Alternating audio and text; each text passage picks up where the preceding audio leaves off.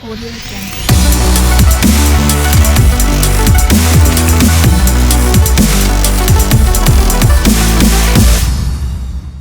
Audio Jungle. Oke, sahabat sekalian, kita sekarang memasuki materi utamanya yang menjadi kajian fokus kita pada kesempatan kali ini. Apakah benar Al-Quran itu tidak menggambarkan atau menerangkan tentang wujud Allah sebagai Tuhan bagi umat Islam ini? Nah, ini disampaikan oleh Kiai Said Aqil Sirot bahwa tidak ada satu ayat pun yang bercerita tentang itu.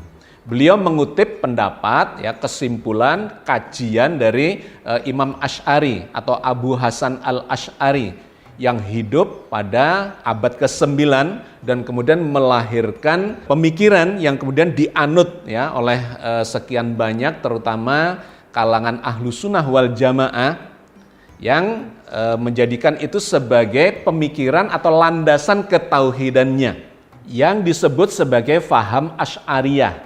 Di dalam manhaj Asy'ari ini diformulasikanlah sifat 20, ya, yang kita sudah sering mendengar, apalagi ketika masa kecil kita sering ke surau dan kemudian ada puji-pujian yang selalu kita lantunkan sebelum sholat, di mana ada 20 sifat Allah yang diungkapkan dalam puji-pujian itu.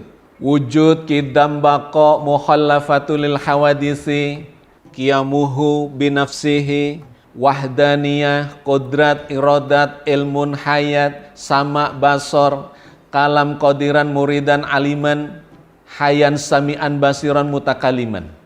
Ada 20 sifat, ya, yang diungkapkan, diajarkan atau disimpulkan dan diformulasikan oleh Imam Asy'ari itu untuk memberikan gambaran kepada kita bahwa Tuhan itu pasti memiliki sifat-sifat 20 itu.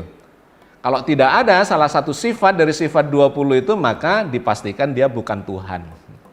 Misalnya wujud, kalau nggak berwujud, nah maka ya dia bukan Tuhan. Atau qidam, atau qadim, yaitu awal, sudah ada sebelum segala sesuatu ada.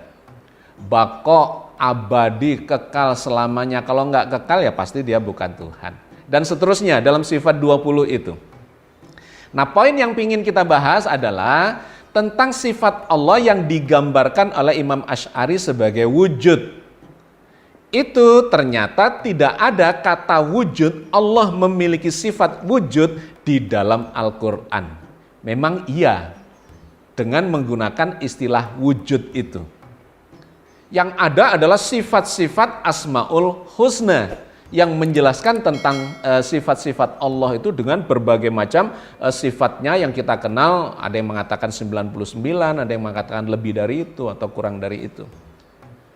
Tetapi poin penting yang kemudian menjadi heboh dalam kajian ini atau dalam video yang sedang viral itu adalah ketika beliau mengatakan bahwa sifat wujud Allah itu sesungguhnya tidak dijelaskan di dalam Al-Quran Al-Karim.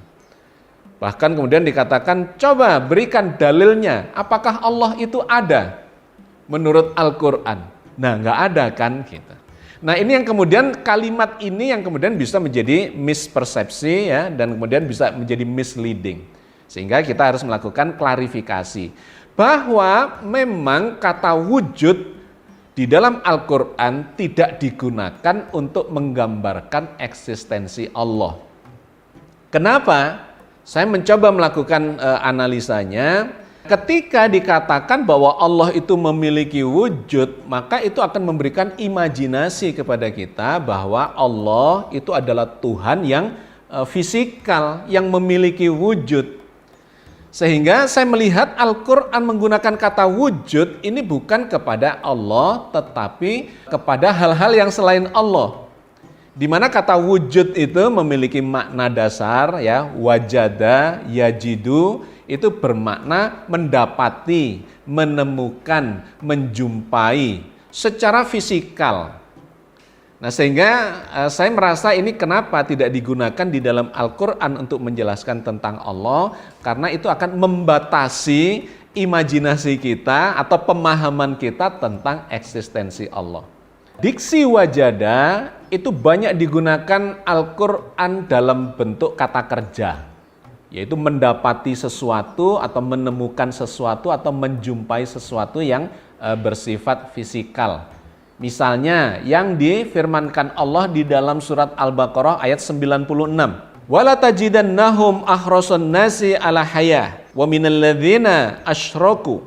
Dan sungguh kamu akan mendapati mereka manusia yang paling serakah kepada kehidupan dunia, bahkan lebih serakah daripada orang-orang yang musyrik.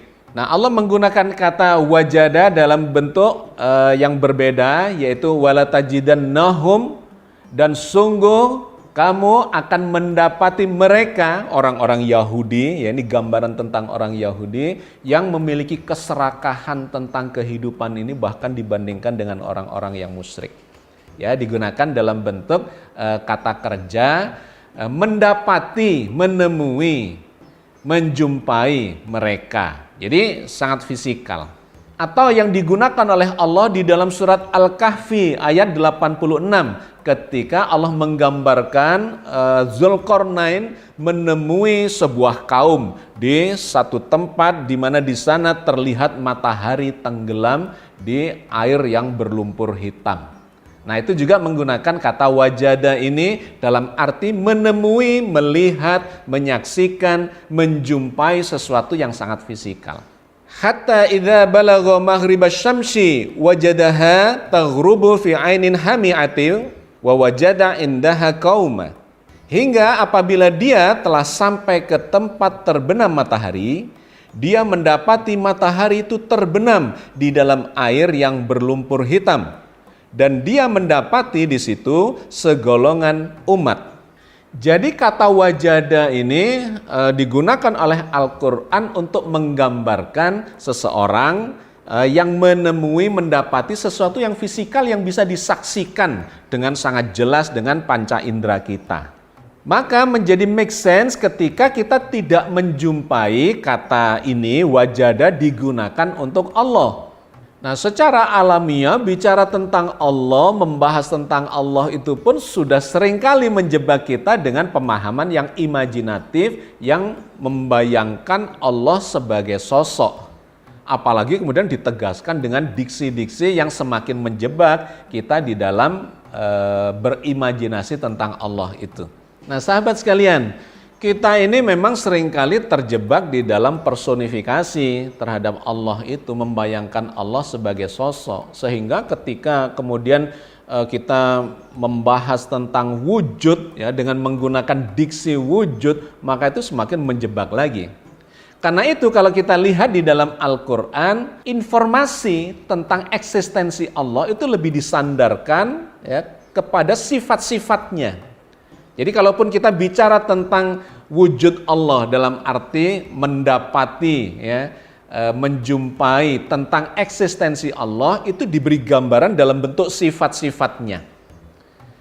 Nah, ini yang kemudian kita rumuskan atau diformulasikan sebagai Asmaul Husna itu. Misalnya apa yang difirmankan Allah di dalam surat An-Nisa 110. Wa may ya'mal su'an aw yadhlim nafsahu tsumma yastaghfirillaha yajidallahu ghafurur rahima. Dan barang siapa yang mengerjakan kejahatan dan menganiaya dirinya, kemudian ia mohon ampun kepada Allah, niscaya dia akan mendapati Allah Maha Pengampun lagi Maha Penyayang. Yajidallahu ghafurur rahima. Maka dia akan mendapati, yaitu menggunakan kata dari wajada itu, mendapati, menemui bahwa Allah itu Maha Pengampun lagi Maha Penyayang. Jadi Allah menggambarkan dirinya itu ditemui wujudnya dalam bentuk sifat-sifat, bukan dalam zatnya, ya, bukan terkait wujud zatnya, tetapi terkait dengan wujud sifat-sifatnya. Nah, dengan cara ini maka kita akan tidak terlalu berimajinasi terkait dengan wujud zat Allah itu, melainkan terkait dengan wujud sifat-sifatnya, dan sifat-sifat itu tidak dimaknai dalam satu kata, dua kata, melainkan ada 99 Asmaul Husna.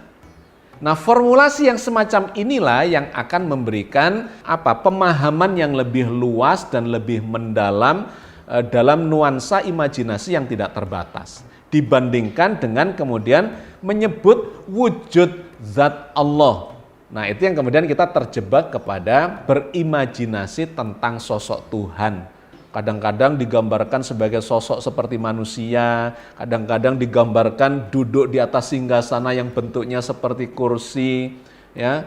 Kemudian bisa bertemu dengan Allah ketika di langit nanti berhadapan sosok dengan sosok dan seterusnya. Itu yang sesungguhnya tidak dikehendaki, karena Allah mengatakan bahwa semua yang kalian bayangkan tentang Allah sebagai sosok itu adalah salah semua. Selain menggunakan diksi-diksi yang terkait dengan sifat Allah, maka Al-Quran menggambarkan eksistensi Allah itu dengan kalimat-kalimat yang tegas, dengan meniadakan segala sesuatu selain Dia, dan yang ada hanyalah Allah saja. Itu bertaburan di dalam Al-Quran dalam ratusan ayat, ya, peniadaan Tuhan-Tuhan selain Allah, bahwa Tuhan itu ya hanya Allah belaka. Misalnya yang disampaikan Allah di dalam surat Al-Baqarah ayat 163. Wa ilahukum ilahu wahid, la ilaha illa huwar rahmanur rahim. Dan Tuhanmu adalah Tuhan yang Maha Esa. Tidak ada Tuhan melainkan Dia yang Maha Pemurah lagi Maha Penyayang. Kalimat di dalam ayat ini dengan sangat tegas mengatakan bahwa tidak ada yang lain. Tidak ada Tuhan-Tuhan yang lain, bahkan tidak ada eksistensi yang lain selain Allah, Tuhan yang Esa, yang satu dan satu-satunya. Itu adalah sebuah ungkapan yang sangat lugas, ya, sangat tegas untuk mengatakan atau memberikan informasi bahwa yang ada itu ya hanya Allah, yang selain Allah itu enggak ada. Atau di dalam surat Ali Imran ayat 2. Allahu la ilaha illa huwal hayyul qayyum. Allah, tidak ada Tuhan melainkan Dia yang hidup kekal lagi terus-menerus mengurus makhluknya. Lagi-lagi Allah memperkenalkan dirinya, Allah, tidak ada Tuhan selain Dia yang hidup dan terus memelihara mengurus makhluknya. Jadi ungkapan tentang eksistensinya itu langsung dikaitkan dengan sifat-sifatnya. Disebut nama Allah, ditiadakan yang selain Allah, dan kemudian digambarkan bahwa Allah itu memiliki sifat yang penuh dengan keagungan itu. Di antaranya dalam konteks ini tadi adalah Allah yang hidup. Bahwa semua yang selain Allah itu tidak dalam arti memiliki kehidupan yang sebenarnya, melainkan dihidupkan atau bersumber dari yang maha hidup. Jadi eksistensinya langsung disandarkan, dikaitkan dengan penjelasan yang terkait dengan sifat-sifatnya. Operasional sifatnya dinamis dalam bentuk kata kerja atau kata keadaan dan tidak dalam bentuk kata benda. Karena begitu disebutkan dalam kata benda, maka akan menjebak kita dalam imajinasi yang merendahkan eksistensi ketuhanan itu. Di surat Toha ayat 8, Allah memberikan gambaran eksistensinya terkait dengan Asmaul Husna, yaitu sifat-sifat Allah. Allahu la ilaha illahu lahul asmaul husna. Dialah Allah, tidak ada Tuhan melainkan Dia. Dia mempunyai al-asma'ul husna, yaitu nama-nama yang baik, yang utama. Bahkan lebih tegas lagi Allah memperkenalkan dirinya di dalam surat Toha ayat 14, di mana Dia mengatakan bahwa aku inilah Allah, tidak ada Tuhan selain aku. Ya, dan kemudian sembahlah aku sebagai Tuhan satu-satunya di jagat raya ini. Innani anallah la ilaha illa ana fa'budni wa aqimis sholata lidzikri. Sesungguhnya aku ini adalah Allah. Tidak ada Tuhan selain aku. maka sembahlah aku dan dirikanlah sholat untuk berzikir kepadaku. Sahabat sekalian, itulah dari sekian banyak cara Allah memperkenalkan eksistensi dirinya, yaitu dengan menegaskan bahwa tidak ada eksistensi selain dirinya. Dialah satu-satunya Tuhan di jagat raya ini yang menjadi pencipta dari segalanya, yang hidup, yang maha berkuasa, yang penyayang, yang segala macam sifat-sifat yang digambarkan Al-Quran dalam Asmaul Husna itu. Nah, dengan cara inilah Allah menegaskan eksistensi dirinya yang mutlak sekaligus meniadakan segala makhluknya yang relatif. Dan itu menjadi dalil dari keberadaan Allah. Jadi memang kalau dipertanyakan apakah ada dalil di dalam Al-Quran yang menerangkan bahwa Allah itu ada. Kalau menggunakan kata wujud memang tidak. Tetapi ketika menggunakan kata-kata atau diksi yang berbeda, wah itu jumlahnya ribuan ayat yang mengatakan, menegaskan bahwa Allah itu ada, bahwa Allah itu eksis, bahkan eksistensinya mutlak, sedangkan segala sesuatu yang selain Dia itu adalah relatif, bahkan semu belaka.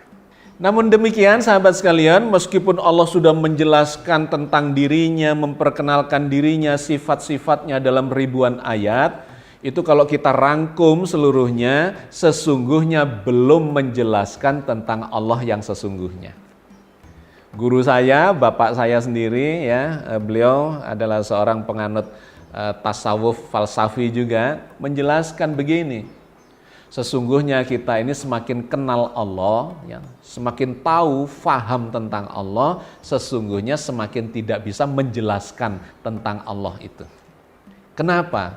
Karena memang Allah tidak pernah bisa diwadahi oleh kemampuan makhluknya. Allah itu tidak bisa terlihat oleh mata kita. Kenapa? Karena mata kita yang tidak mampu mewadahi eksistensi Allah.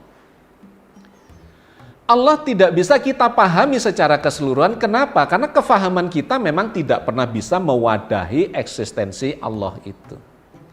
Karena itu Allah kemudian menggambarkan di dalam surat Asy-Syura ayat 11. Bahwa Tuhan itu, Allah itu tidak seperti apapun yang sudah kalian fahami, sudah kalian kaji, sudah kalian simpulkan. Masih jauh lebih agung, lebih hebat, lebih luas, lebih besar, dan lebih segala-galanya dibandingkan kepahaman yang sudah kita dapatkan itu. Nah, Allah berfirman di dalam surat Asy-Syura ayat 11 ini. Fatirus samawati wal ard ja'ala lakum min anfusikum azwaja wa minal an'ami azwaja yadra'ukum fi laisa kamitslihi syai' wa huwas samiul basir. Dia pencipta langit dan bumi. Dia menjadikan bagi kamu dari jenis kamu sendiri pasangan-pasangan, dan dari jenis binatang ternak pasangan-pasangan pula. Dijadikannya kamu berkembang biak dengan jalan itu. Tidak ada sesuatu pun yang serupa dengan Dia. Dan Dialah yang maha mendengar lagi maha melihat. Laisa kamitslihi syai'. Tidak ada sesuatu pun yang menyerupainya. Jadi inilah sesungguhnya kalimat pendek yang menggambarkan tentang eksistensi Allah itu. Bahwa Allah memperkenalkan dirinya, iya. Kita terus mempelajarinya, iya. Karena kalau kita tidak mempelajari, memahami, mengkajinya, maka kita semakin tidak kenal dengan Allah itu. Tetapi setelah kita melakukan kajian pun, semakin mendalam, semakin tahu, semakin faham, ya, lebih dari yang sebelumnya. Di puncak dari pengetahuan kita pun, sesungguhnya kita belum bisa mengenali, memahami Allah dalam arti yang sesungguhnya. Kenapa? Karena kita ini berada di dalam Allah. Allah meliputi kita. Sehingga kita tidak pernah dengan segala potensi yang kita miliki, itu bisa memahami sesuatu yang lebih besar dari kita, yang meliputi kita. Yang terjadi adalah pemahaman parsial tentang eksistensi Allah itu. Sahabat sekalian, mudah-mudahan sedikit yang kita kaji ini memberikan pencerahan, memberikan gambaran, dan memberikan pemantapan ketauhidan kepada kita semua, dan bukan malah menjadikan misleading, ya, muncul kepahaman seakan-akan Al-Quran tidak menceritakan tentang eksistensi Allah itu. Oh, menceritakan, tetapi dalam cara yang luar biasa, yang demikian kaya, sehingga memberikan imajinasi yang tidak terbatas kepada semua yang belajar tentang ketauhidan atau tentang keagungan Allah itu. Billahi taufiq wal hidayah. Assalamualaikum warahmatullahi wabarakatuh.